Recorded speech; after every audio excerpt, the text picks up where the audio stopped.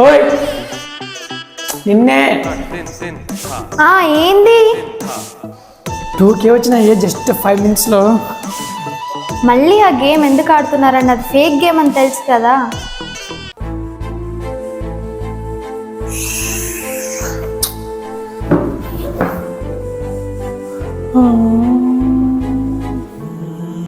ఏమైంది? ఫేస్ అలా పెట్టున్నారు, మళ్ళీ పోయినాయి కదా.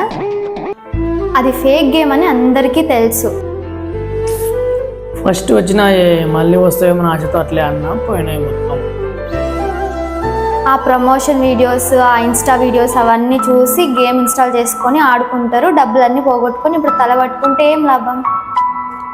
ఫస్ట్ ఈ యాప్ డిలీట్ చేసి పనికొచ్చే పనులు వేసుకోండి.